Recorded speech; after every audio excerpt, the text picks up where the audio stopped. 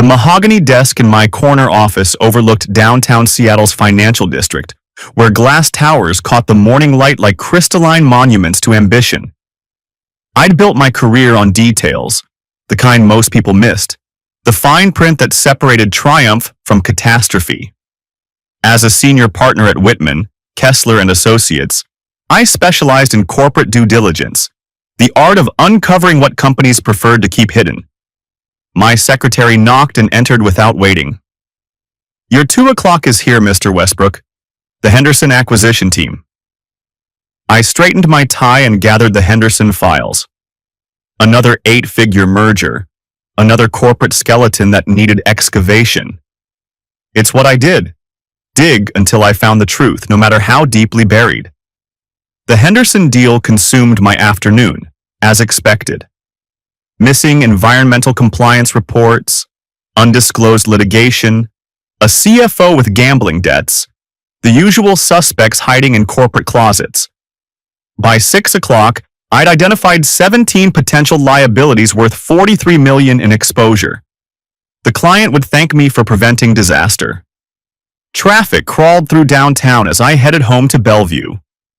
Our neighborhood sat on the eastern shore of Lake Washington, where old money and new tech fortunes coexisted behind manicured hedges. Cassandra and I had bought the house 8 years ago, when my partnership bonus finally made the mortgage feasible. She'd fallen in love with the kitchen's granite countertops and the master suite's lake view. I'd appreciated the solid construction and the reliable property values. Maya's beat-up Honda sat in the driveway beside Cassandra's BMW. Our 15-year-old daughter had inherited my analytical mind, but thankfully her mother's social grace. Honor student, debate team captain, destined for an Ivy League education if her current trajectory held. "Dad's home," Maya called from the kitchen as I hung my coat in the entry closet. Cassandra appeared in the doorway, still dressed in her marketing director attire. Tailored blazer, professional but stylish. At 43, she maintained the same striking appearance that had caught my attention 13 years ago at that downtown charity auction. Dark hair framing an angular face, green eyes that seemed to hold secrets. "How was the Henderson mess?" she asked, rising on tiptoes to kiss my cheek. "Messier than expected. We'll need another week of discovery." I loosened my tie. "What's for dinner?" "Thai takeout. Maya's got a project she wants to discuss." Our daughter bounced into the foyer, practically vibrating with excitement. Maya had inherited Cassandra's energy, but channeled it through academic pursuits rather than social ones. "Dad, you'll love this. Mrs. Rodriguez assigned us genealogy projects worth 40% of our semester grade. We have to trace both sides of our family tree going back at least 4 generations." I followed them to the kitchen, where containers of pad thai and green curry sat open on the granite island. "Sounds ambitious. How far back do you need to go?" "Minimum 4 generations, but extra credit for going further. I need to interview family members, get documentation of marriages, divorces, major life events. The whole thing." Maya grabbed plates from the cabinet. "I figured I'd start with your side since Grandpa Joe keeps all those photo albums." My father maintained meticulous family records dating back to his grandfather's immigration from Ireland. Birth certificates, marriage licenses, military records. He'd preserved everything in acid-free storage boxes, organized chronologically. Smart strategy. Dad's got documentation going back to the 1890s. I served myself curry over jasmine rice. "What about your mother's side?" Maya glanced at Cassandra, who was focused intently on her pad thai. "That's where it gets tricky. Mom doesn't have much documentation." "Lost in moves over the years," Cassandra said without looking up. "You know how it is." I didn't know how it was, actually. My family kept everything: photos, letters, legal documents. But Cassandra's family seemed to exist in a perpetual state of organizational chaos. "Grandma Eleanor should remember most of the important details," Maya continued. "I was thinking of interviewing her this weekend." Cassandra's fork paused halfway to her mouth. She's getting older, honey. Her memory isn't what it used to be. She seemed sharp when we visited last month, I said. Besides, sometimes older relatives remember details they've never shared before. Maya nodded enthusiastically. Exactly. Mrs. Rodriguez says family interviews often reveal the most interesting information. We finished dinner discussing Maya's research strategy. She'd developed a systematic approach worthy of any investigative professional. Interview relatives, gather documentation, cross-reference public records, build comprehensive family profiles. I felt a surge of paternal pride watching her organize her attack plan. Later that evening, as Cassandra graded marketing materials in her home office, I helped Maya outline her project timeline. We sat in my study, surrounded by legal texts and case files. 2 weeks for interviews, 1 week for documentation gathering, 1 week for writing, Maya said, scribbling notes on a legal pad she'd stolen from my desk supplies. Think that's realistic? Depends on cooperation levels. Some relatives love talking about family history. Others treat it like classified information. Maya looked up from her notes. Why would anyone be secretive about family history? The question struck me as oddly prescient. In my professional experience, people concealed information for 3 reasons: shame, liability, or ongoing deception. Families weren't immune to any of those motivations. Sometimes people want to forget difficult periods, divorces, financial problems, health issues, things they'd rather not revisit. But it's just family history. It's not like I'm investigating anyone. I smiled at her innocence. Sometimes the line between family history and investigation gets blurry. Over the next few days, Maya threw herself into the project with characteristic intensity. She interviewed my father first, spending an entire Saturday afternoon in his basement archive. He walked her through 5 generations of family documentation, complete with photographs, immigration records, and military service files. Maya returned home with a briefcase full of photocopies and 3 pages of handwritten notes. She'd traced our lineage back to County Cork, documented my great-grandfather's service in World War I, and identified distant cousins still living in Boston. Your side is amazing, Dad. So much documentation, so many stories. Grandpa Joe even has letters your great-grandmother wrote from Ireland. Cassandra's side proved more challenging. Maya started with phone calls to her maternal Aunt Sarah, who lived in Portland. The conversation lasted 20 minutes and yielded sparse information: approximate birth dates, a few scattered memories, suggestions to contact other relatives. Aunt Sarah was nice but vague, Maya reported over dinner. She kept saying she'd have to think about dates and get back to me. Take your time, Cassandra said. Family trees aren't built in a day. Maya's second attempt involved calling her maternal uncle Robert in Denver. Another brief conversation, another collection of uncertain details. Robert promised to check his own records and send what he could find. By Thursday evening, Maya was frustrated. Mom's side has almost no documentation. Nobody seems to have kept anything. Different families have different priorities, I said, though privately I found the information vacuum unusual. Most families accumulated some documentation over decades. Wedding photos, obituaries, birth announcements. Cassandra's family seemed to exist in a historical void. Friday after school, Maya made her decision.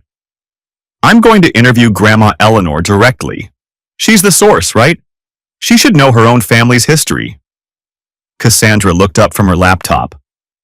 Honey, I'm not sure that's the best idea. She gets confused sometimes. I'll be gentle.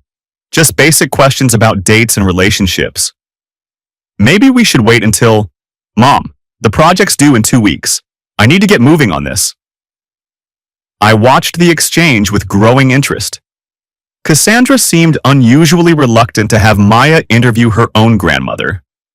In my professional experience, reluctance to disclose information often indicated information worth concealing. I think it's a good idea, I said.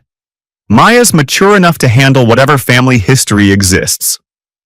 Cassandra's jaw tightened slightly.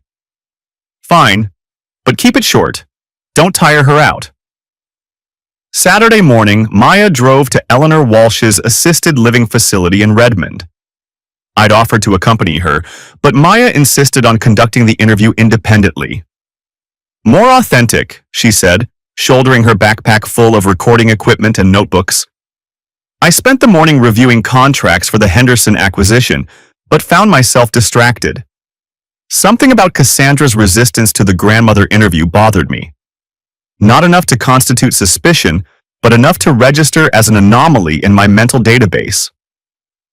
Maya returned home around 2 o'clock, carrying her recording equipment and wearing a confused expression. How did it go? I asked. Weird. Really weird. Maya set down her backpack and pulled out her notebook. Grandma Eleanor was totally sharp, really happy to help. But then she said something that doesn't make sense. Cassandra appeared from the kitchen, drying her hands on a dish towel. What kind of something? Maya flipped through her notes.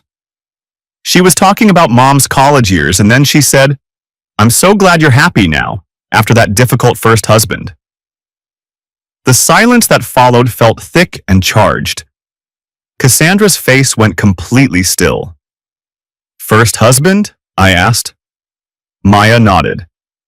That's what I said. I told her Mom was only married to you, Dad.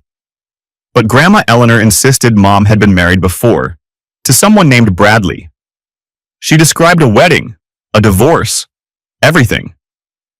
I felt my investigative instincts activate like a switched circuit. What exactly did she say? She said Mom was married to this Bradley guy for about 3 years, and the divorce was messy. She mentioned it happening around the time Mom met you, Dad. I looked at Cassandra, who was staring at the dish towel in her hands. Cassandra? Mom gets confused sometimes, she said, without looking up.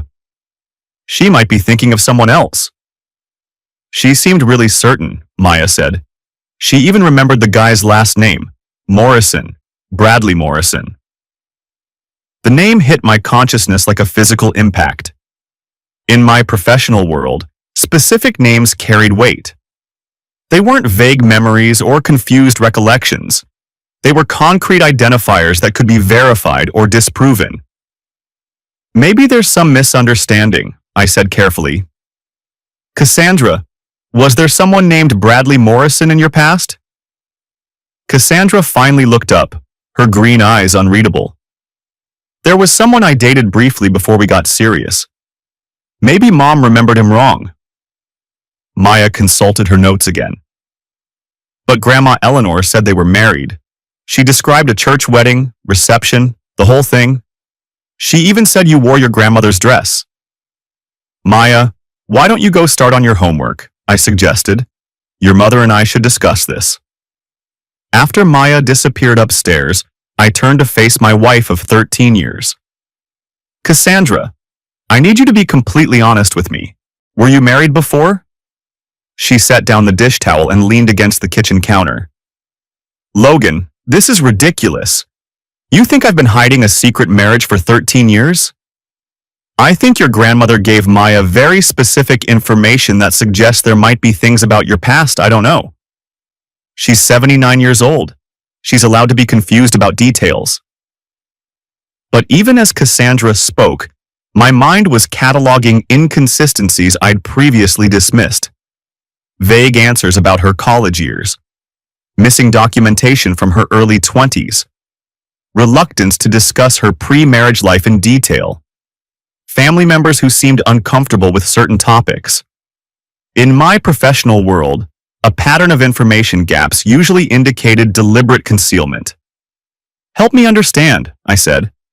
If Bradley Morrison was just someone you dated, why would your grandmother think you were married to him? I don't know, Logan. Maybe she's thinking of someone else in the family. Maybe she's confused about timelines. I studied my wife's face, applying the same analytical skills I used to evaluate witness testimony in depositions. Cassandra was intelligent, articulate, and usually forthcoming about personal matters.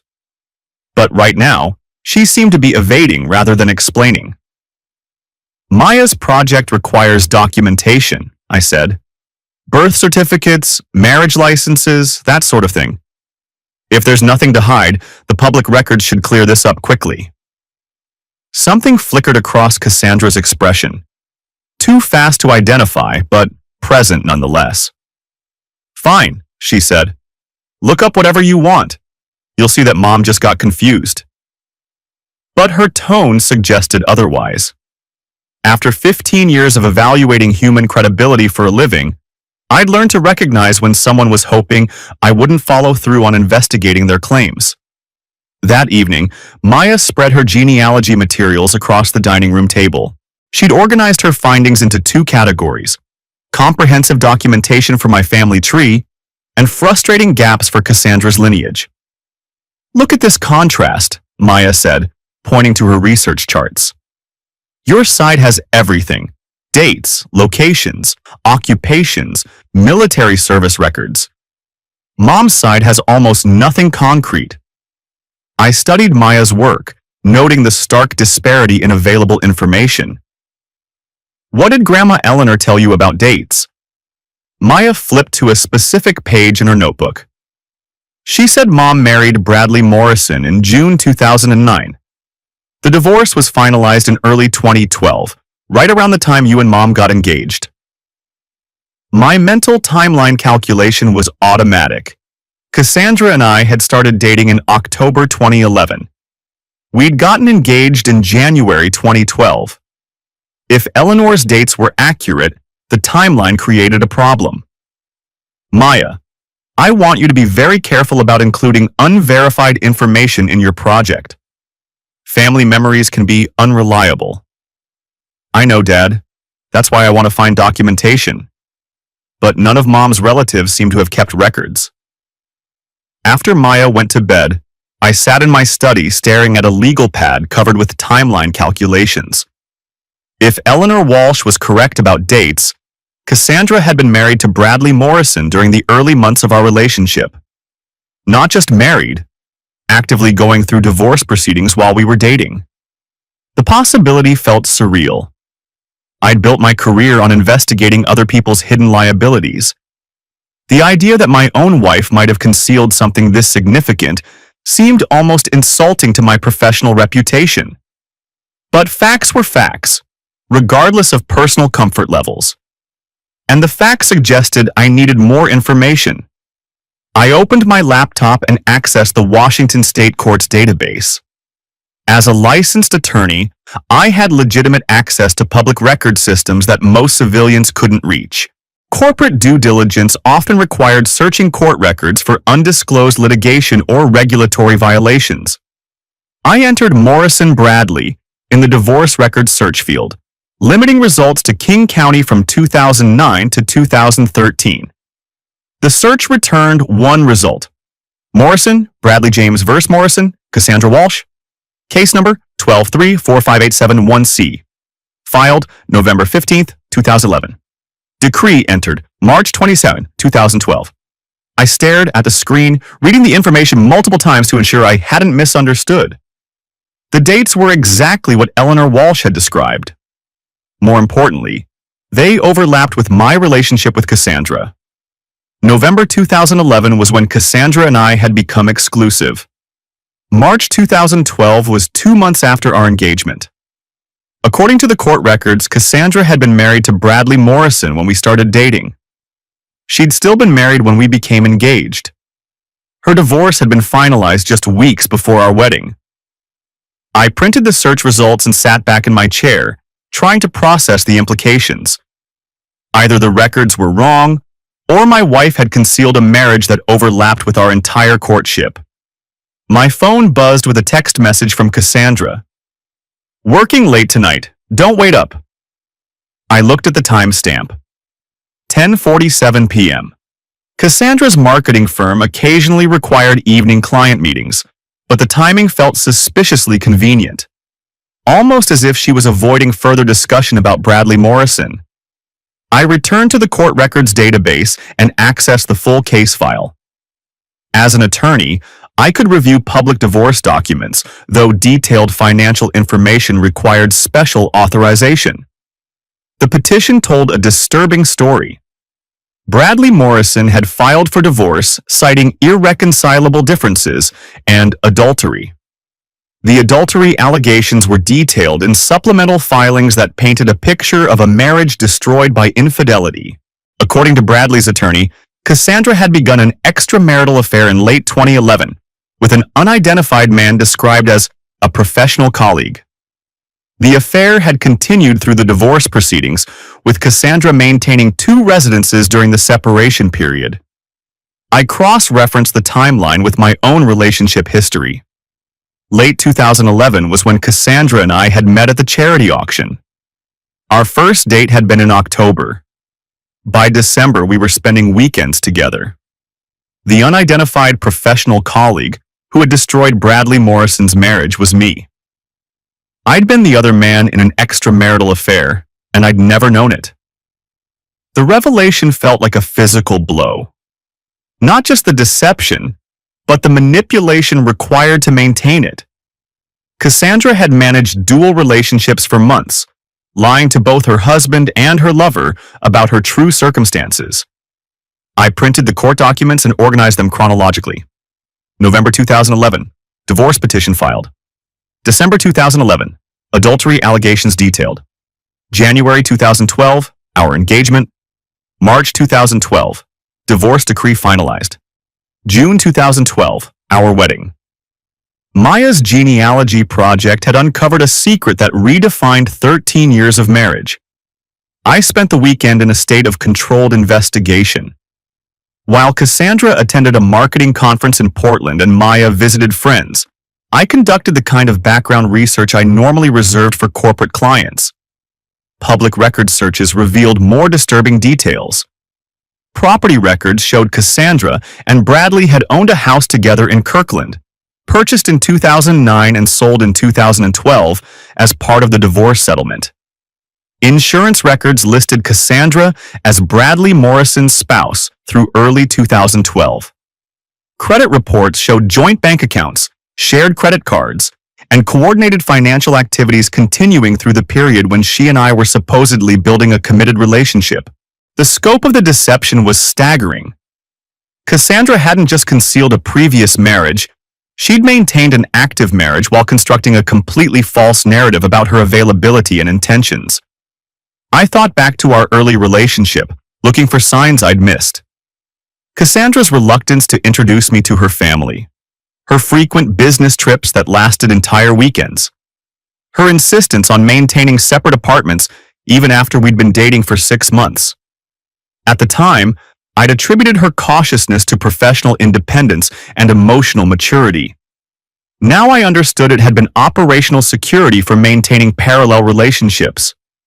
Monday morning brought an unexpected call from Maya's school. Mrs. Rodriguez wanted to discuss Maya's genealogy project, specifically some concerns about the research methodology. I met with Mrs. Rodriguez during my lunch break, expecting routine academic questions. Instead, she showed me a preliminary draft of Maya's family tree that highlighted the information gaps on Cassandra's side. "I'm concerned about the disparity in documentation," Mrs. Rodriguez said. "Maya's research on your family is comprehensive and well documented, but her mother's side lacks basic verification for even recent generations." "Family record keeping varies," I said diplomatically. "I understand that. But Maya mentioned her grandmother provided information about a previous marriage that doesn't align with other family details. I want to make sure Maya's not including unverified claims that could affect her grade." Maya had apparently shared Eleanor's revelations with her teacher, seeking guidance about how to handle conflicting information. "What exactly did Maya tell you?" Mrs. Rodriguez consulted her notes. "Her grandmother mentioned a marriage to someone named Bradley Morrison, but Maya couldn't find any documentation. The dates her grandmother provided suggest the marriage overlapped with your relationship with Maya's mother." I felt heat rise in my face. My daughter's school project was exposing family secrets to academic scrutiny. I'll work with Maya to verify the information, I said. Mr. Westbrook, I've been teaching genealogy projects for 15 years. Family secrets have a way of surfacing during this kind of research. Sometimes students discover information that's been deliberately concealed. Her observation struck me as uncomfortably accurate. That evening, I found Maya in her room working on the project. She'd created detailed family trees on poster board, with my side fully documented and Cassandra's side containing significant gaps. Dad, can I ask you something about Mom's first marriage? The question hit like a punch. What about it? Do you think it's real? Grandma Eleanor seemed so certain, but Mom acts like it never happened. I sat on Maya's desk chair, choosing my words carefully. Sometimes adults have reasons for not discussing previous relationships. But this wasn't just a relationship. Grandma Eleanor described a wedding, a divorce, everything. She even said it was messy. Maya had inherited my analytical mind, and she was applying it to a problem that had already consumed my weekend. Maya, what would you do if you discovered information that might be sensitive? You mean for the project? In general, if you found information that might hurt someone's feelings or cause family problems. Maya considered the question seriously. I guess it would depend on whether the information was true or not. If it's true, then it's part of our family history, right? Even if it's uncomfortable. Her response reminded me why I'd always been proud of her intellectual integrity. What if pursuing the truth might cause problems for people you care about? Dad, you always told me that truth is more important than comfort. You said that's why you're good at your job, because you find truth even when clients don't want to hear it. My own words, reflected back at me by my 15-year-old daughter. I'd raised her to value honesty and thoroughness, and now those values were leading her toward a truth that could destroy our family. Keep working on the project, I said finally. But be careful about making accusations based on incomplete information. Tuesday brought developments I hadn't anticipated. Maya received a package from her Uncle Robert in Denver, photocopies of family documents he'd found in storage. Among them was a wedding announcement from the Seattle Times, dated June 15, 2009. Mr. and Mrs. Patrick Walsh announced the marriage of their daughter Cassandra Marie to Bradley James Morrison, son of Mr. and Mrs. David Morrison of Tacoma. The ceremony was held at St. Mark's Cathedral, with reception following at the Fairmont Olympic Hotel. Maya showed me the clipping at dinner, watching for my reaction. This proves Grandma Eleanor was right, doesn't it? Cassandra had gone pale. Where did you get this? Uncle Robert found it in some papers he'd saved. Mom, why didn't you tell us you were married before? The confrontation I'd been dreading had arrived, initiated by my 15-year-old daughter's academic diligence. Maya, some things are private, Cassandra said carefully. But this is family history. It's not private, it's just historical. I intervened before the situation escalated. Maya, why don't you work on other parts of the project tonight? Your mother and I need to discuss this. After Maya left for her room, I placed the wedding announcement on the kitchen table between us. 13 years, I said. You've been lying to me for 13 years. Cassandra stared at the newspaper clipping. Logan, it's complicated. Actually, it's simple. You were married when we started dating. You were still married when we got engaged. You never told me. I didn't want to hurt you. Hurt me? You let me destroy another man's marriage without knowing it. You made me the other man in an affair. Cassandra's composure cracked slightly. It wasn't like that. Then what was it like? Because the court records show Bradley filed for divorce citing adultery. The timeline shows I was the affair partner. You read the court records? I'm a lawyer, Cassandra. Reading court records is what I do. She stood and walked to the kitchen window, staring out at the darkening lake. Bradley and I were having problems long before I met you. That's not the point. The point is you lied about your marital status for months while we were dating. I was going to tell you. When? After we were married? After Maya graduated from high school? Cassandra turned to face me, her green eyes filled with something I couldn't identify. I was protecting our family. Our family is built on a lie. Our entire relationship started with you committing adultery and me unknowingly participating. Logan, please, can't we just let this go? It was over a decade ago. Her plea revealed the depth of her desperation. But my professional instincts were fully engaged now, and professional instincts demanded complete information. I need to know everything, Cassandra. The whole truth, from the beginning. Over the next hour, Cassandra provided a partial confession that raised more questions than it answered. She admitted to being married to Bradley Morrison from 2009 to 2012. She acknowledged concealing this during our courtship. She claimed the marriage had been troubled from the beginning and that she'd been planning to leave Bradley before meeting me. But her explanations felt rehearsed, designed to minimize her responsibility rather than reveal the full truth. In my professional experience, partial confessions usually indicated additional deceptions waiting to be discovered. Why didn't Bradley contest the divorce if you were having an affair? I asked. He wanted it to end as much as I did. Court records show he cited adultery. That's not someone who wants an amicable divorce.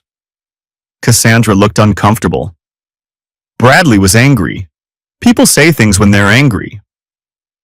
Adultery allegations in divorce proceedings aren't just angry words. They're legal claims that affect property division and custody arrangements. We didn't have children.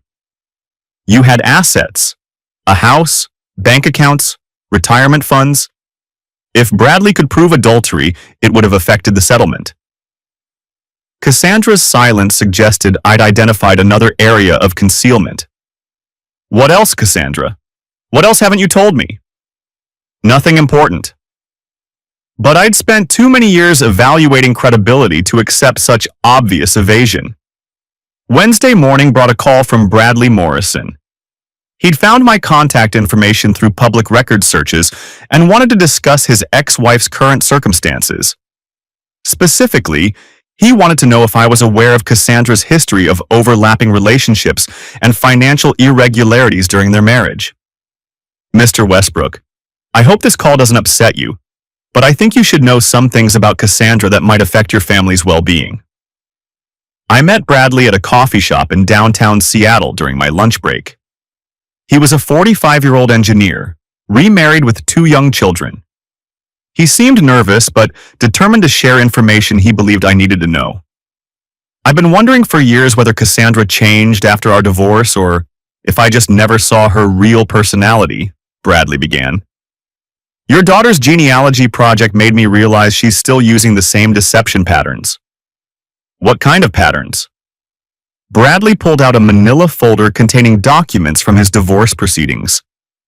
Cassandra has a systematic approach to relationships. She identifies targets, builds trust through shared interests and manufactured compatibility, then begins extracting resources while maintaining plausible deniability about her intentions. That's a serious accusation. It's a documented accusation. Look at these financial records from our marriage. Bradley showed me bank statements, credit card records, and investment account histories that revealed a pattern of financial manipulation during their marriage. Cassandra had systematically moved money from joint accounts to personal accounts, made large purchases without authorization, and concealed debt through complex financial arrangements. She was preparing an exit strategy 18 months before filing for divorce, Bradley continued. The affair with you was just the final step in a long-term plan. How do you know about the affair? Private investigator. I suspected something was happening and needed evidence for the divorce proceedings.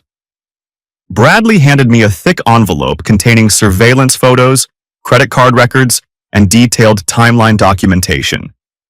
The photos showed Cassandra and me at restaurants, hotels, and my apartment during the period when she was supposedly working late or attending business conferences. She was living a double life, Logan, complete with manufactured business trips to cover romantic weekends, false emergency calls to explain sudden absences, and elaborate explanations for unusual expenses. I studied the surveillance photos with growing horror. The images showed a relationship I remembered as spontaneous and authentic, but the documentation revealed it as carefully orchestrated deception. Why are you showing me this now? Because I think she's doing it again. Have you noticed any unusual financial activities, unexplained absences, new friendships, or professional relationships that seem to take up increasing amounts of her time? The question triggered a mental review of Cassandra's recent behavior.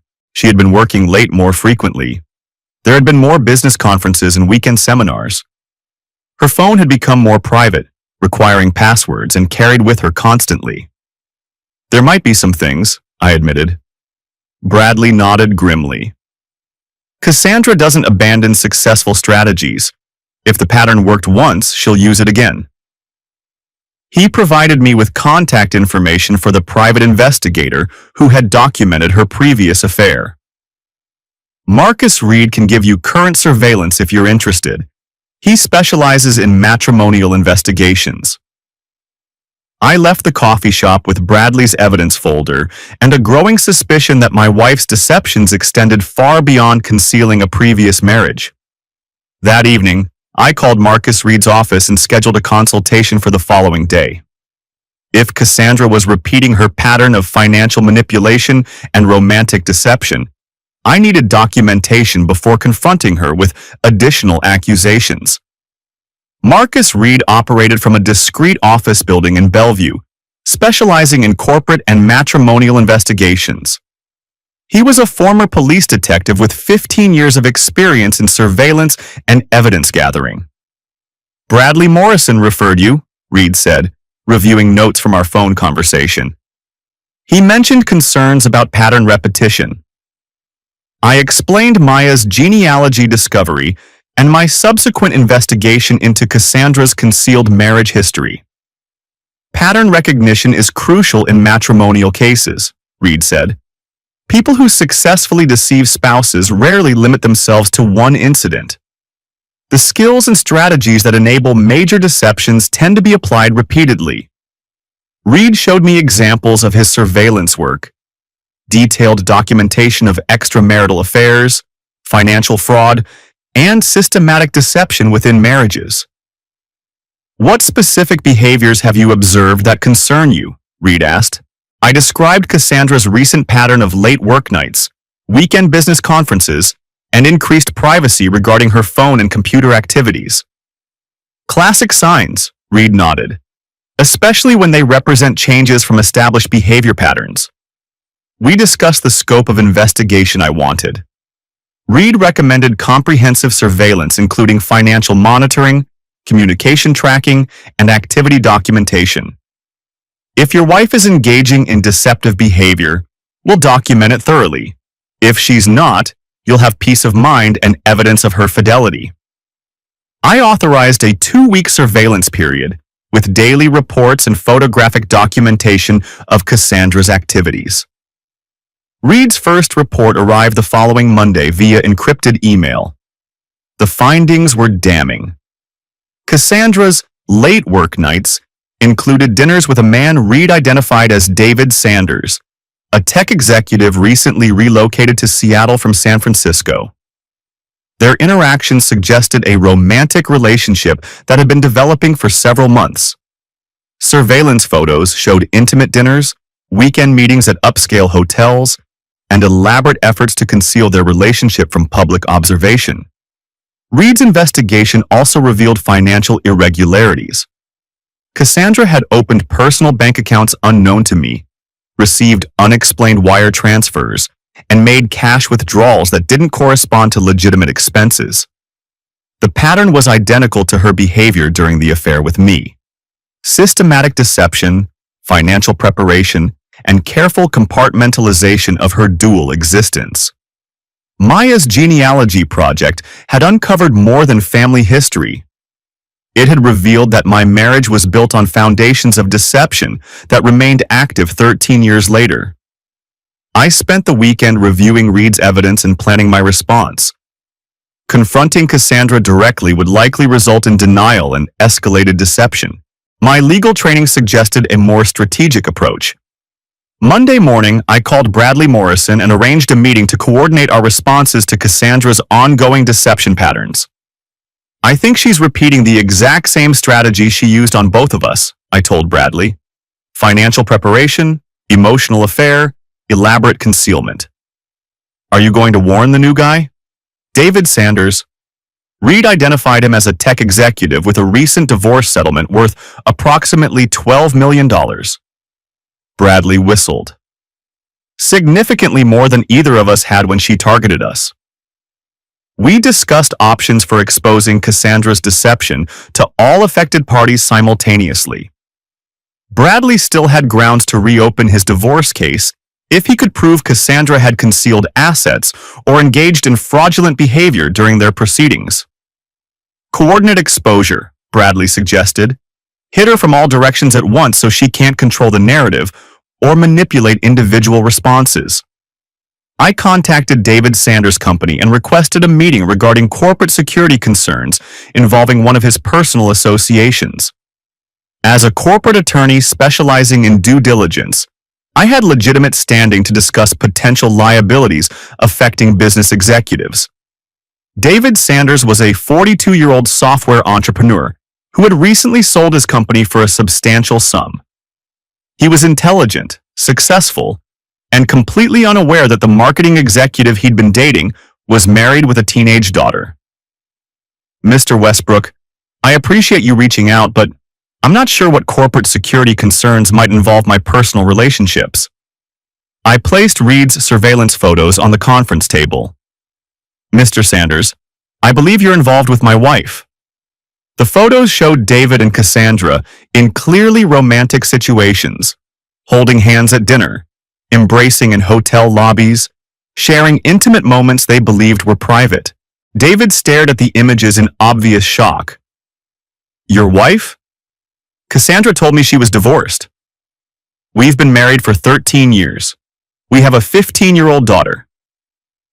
David's face went through multiple emotional transitions: confusion, betrayal, anger, embarrassment.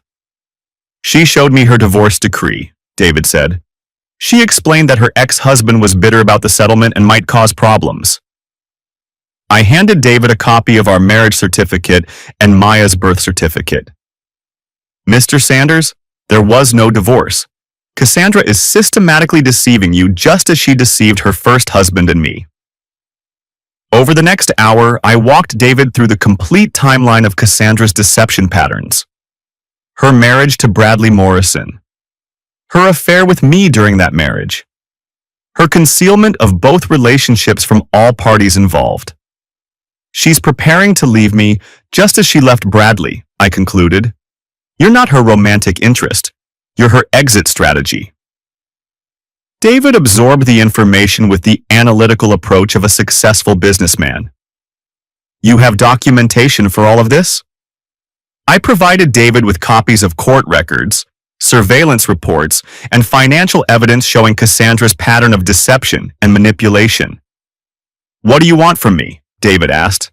Coordination. If we expose her deception simultaneously, she can't manipulate the narrative or control damage to individual relationships. David agreed to participate in a coordinated confrontation that would prevent Cassandra from compartmentalizing her response or maintaining separate deceptions with different audiences. We scheduled the confrontation for the following Friday evening, when Cassandra believed she was attending a marketing conference in Vancouver. Reed's surveillance confirmed that Cassandra was actually planning a weekend with David at a resort on the Olympic Peninsula. Her conference was pure fabrication, designed to provide cover for what appeared to be a significant escalation in their relationship. Friday afternoon, I picked up Maya from school and explained that we needed to have a serious family discussion that evening. Is this about the genealogy project? Maya asked. Partially. Maya, Your research uncovered some important information that affects our family.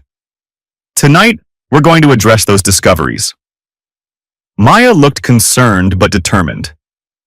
Dad, whatever it is, I can handle it. Her maturity reminded me why I'd always respected her intelligence and integrity. David Sanders arrived at our house at 6 o'clock, carrying a briefcase full of evidence documenting his relationship with Cassandra.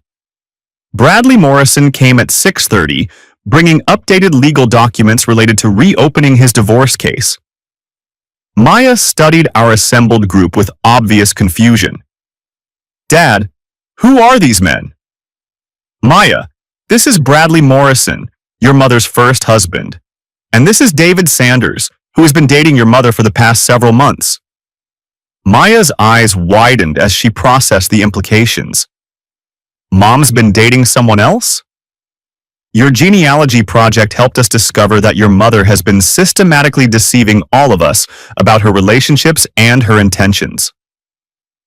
Cassandra arrived home at 7 o'clock, expecting to find an empty house since I was supposedly working late and Maya was reportedly staying overnight with friends.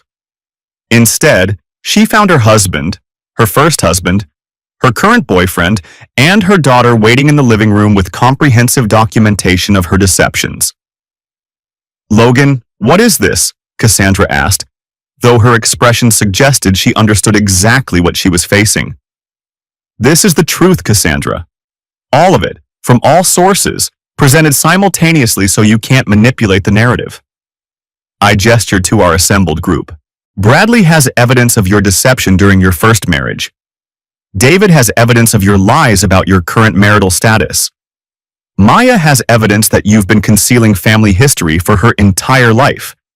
And I have evidence that you've been systematically planning to abandon our family just as you abandoned Bradley. Cassandra looked around the room, clearly calculating whether denial, confession, or deflection offered the best chance of damage control. You had me investigated, she asked. You were investigated as a natural consequence of your deceptive behavior, I replied. When someone lies systematically, the truth eventually emerges through multiple sources. David spoke up from the couch. Cassandra, you told me you were divorced. You showed me legal documents. I am divorced, Cassandra said, though her voice lacked conviction. From Bradley, I clarified. But you're married to me. You've been married to me throughout your entire relationship with David. Maya had been silent during the exchange, but now she stood and faced her mother directly. Mom, why did you lie about everything? The genealogy project? Your first marriage? Everything? Cassandra's composure finally cracked. Maya, honey, this is complicated. These men are trying to hurt me. By telling the truth? Maya asked. Dad always taught me that truth can't hurt anyone unless they're living a lie. Maya's observation cut through Cassandra's defensive posturing like a blade. I need to protect myself, Cassandra said. From what? Bradley asked. From the consequences of your own choices?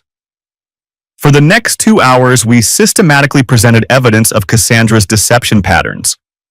Bradley documented her financial manipulation during their marriage. David showed records of her lies about her marital status. I presented surveillance evidence of her current duplicity. Maya listened to everything with the analytical attention she brought to academic challenges. Mom, Maya said finally, I don't understand why you thought lying was better than honesty. Cassandra had no answer that could justify 13 years of systematic deception. The confrontation ended with Cassandra's admission that she had been planning to leave me for David, just as she had left Bradley for me. I thought I could manage the transition without hurting anyone, she said. By lying to everyone involved? David asked.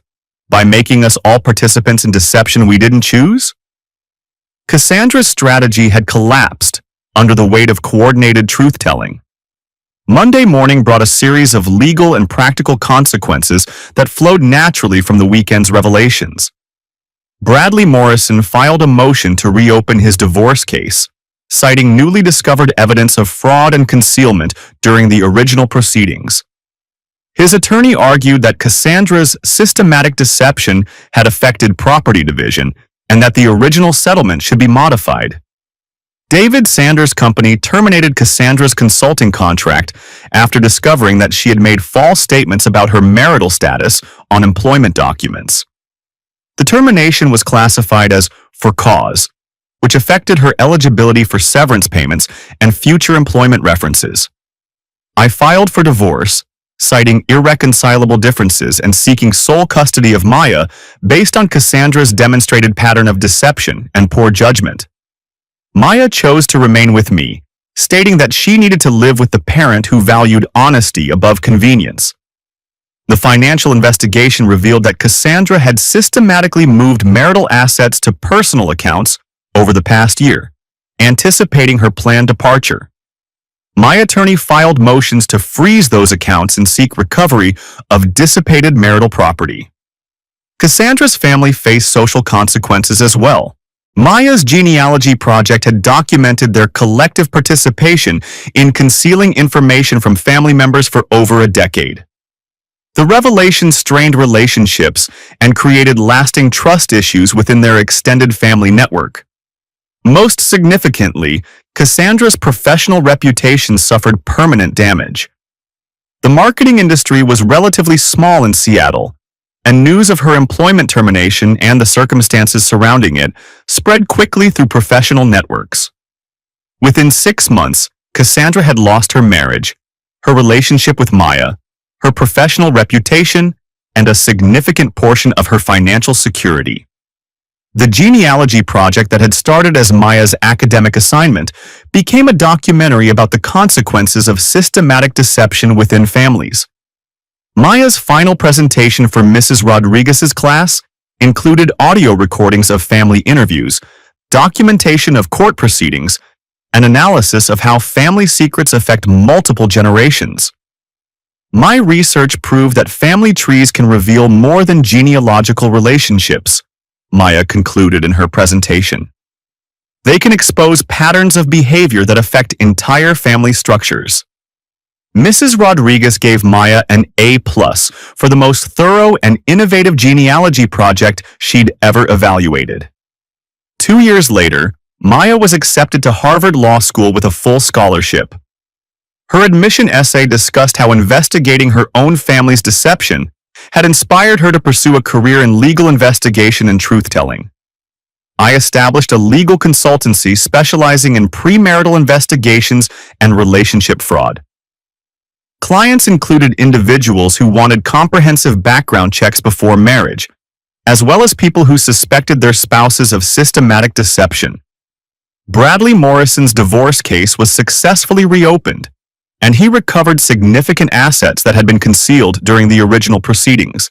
David Sanders applied the lessons from his experience with Cassandra to both personal and business relationships. He implemented comprehensive verification procedures for all significant partnerships and investments. Cassandra's attempts to rebuild her life were hampered by the documented evidence of her deception patterns. Employment background checks revealed her termination for cause. Credit reports showed the financial irregularities that had been exposed during the divorce proceedings. Professional references were limited and carefully qualified. She eventually relocated to another state, where her history was less well known. 5 years after Maya's genealogy project, I married Dr. Jennifer Hayes, a forensic psychologist who specialized in analyzing deception and manipulation in legal proceedings. Our relationship was built on complete transparency about past relationships, financial circumstances, and family obligations. Jennifer had conducted her own background investigation of my history before agreeing to marriage, and I had done the same regarding hers. Maya served as maid of honor at our wedding, giving a speech about the importance of truth in building lasting relationships. My father taught me that love built on lies isn't really love, Maya said in her speech. It's just manipulation disguised as affection. Jennifer and I honeymooned in Ireland, where we visited the County Cork villages where my great-grandfather had been born. Maya's genealogy research had created connections to distant relatives who welcomed us warmly and shared stories of family members who had immigrated to America over a century ago. The contrast between authentic family relationships built on shared history and manufactured relationships built on deception was stark and meaningful. Maya graduated from Harvard Law School magna cum laude and joined a prestigious law firm specializing in corporate fraud investigations. Her undergraduate genealogy project had evolved into a senior thesis about the legal implications of relationship fraud, which was published in the Harvard Law Review. On Maya's 25th birthday, she called to thank me for teaching her to value truth above comfort. "Dad, I've been thinking about the genealogy project and everything that happened afterward," she said.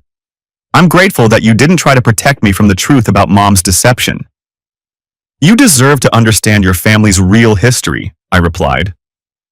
"More than that, you showed me that pursuing truth is worth the temporary discomfort of discovering unpleasant facts."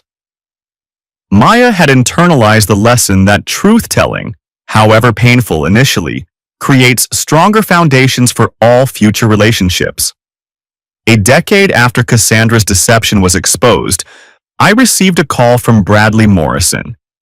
He was celebrating his 10th wedding anniversary with his second wife, and he wanted to thank me for the coordinated approach that had prevented Cassandra from manipulating the narrative of her exposure. "Logan, I've been thinking about the timing of everything," Bradley said. "If Maya hadn't been assigned that genealogy project, Cassandra might have successfully executed her exit strategy without consequences." "Academic assignments have a way of revealing family secrets," I replied. "More than that, your daughter's intellectual integrity forced truth to emerge that might have remained hidden for years." Bradley was correct. Maya's systematic approach to family research had created momentum that neither Cassandra's manipulation nor family pressure could control. "Have you heard anything about Cassandra's current circumstances?" Bradley asked. I had, through professional networks and mutual acquaintances. Cassandra had remarried briefly, but her new husband had divorced her after discovering the pattern of deception that continued in their relationship. She was currently living alone, working in a series of temporary positions that reflected her damaged professional reputation. "She's facing the long-term consequences of systematic dishonesty," I told Bradley. "Good," he said simply. "Some actions should have permanent consequences." Maya's genealogy project had demonstrated that truth-telling, while initially disruptive, creates authentic foundations for lasting relationships. Deception, while temporarily convenient, eventually collapses under the weight of its own complexity. The family tree Maya had researched revealed more than generational connections. It exposed the moral choices that determine whether families are built on authenticity or manipulation. Years later, when colleagues asked how I discovered my wife's systematic deception, I always credited Maya's academic diligence and intellectual integrity. "My daughter's school project taught our family that truth is more important than comfort," I would explain. "Sometimes the most important investigations are the ones we conduct accidentally." Maya's genealogy assignment had uncovered secrets that redefined our family's understanding of truth, trust, and the consequences of systematic deception. The project that began as academic research became a template for rebuilding relationships on foundations of honesty rather than convenience.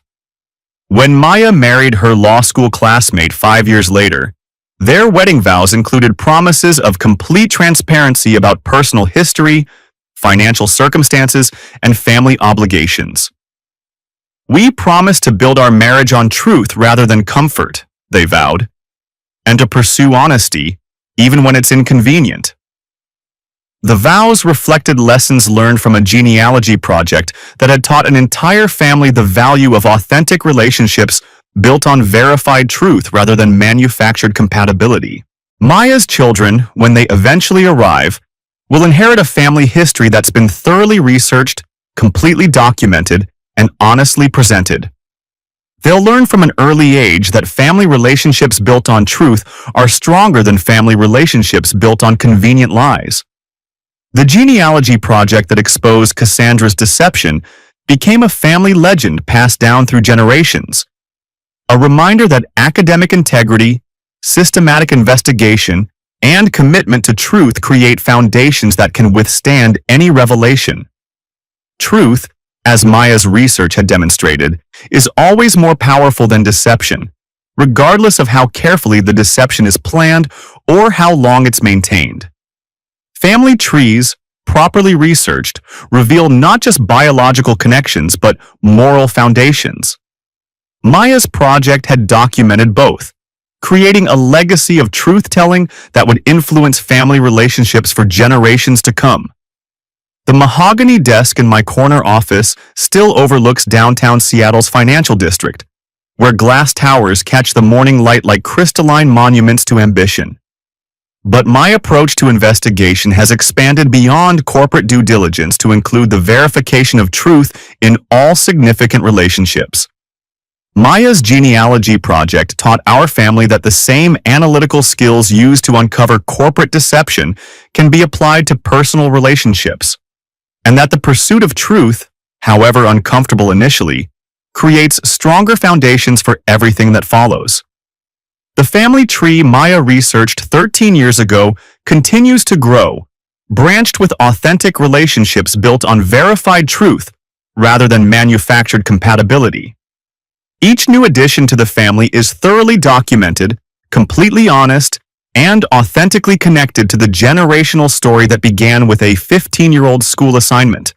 Truth, as Maya discovered, is the only foundation strong enough to support lasting relationships. Everything else is just elaborate deception waiting to be exposed by the next generation's commitment to intellectual integrity and systematic investigation. The genealogy project that changed our family's destiny proved that academic assignments, when approached with rigorous honesty, can reveal truth that changes everything. Maya's research became a template for building authentic relationships and a reminder that the most important investigations are often the ones that begin accidentally and end with complete transformation of family foundations. Our family tree, properly researched and honestly documented, became a monument to the power of truth-telling and a legacy for future generations who will inherit the knowledge that authentic relationships are always worth the temporary discomfort of discovering inconvenient facts.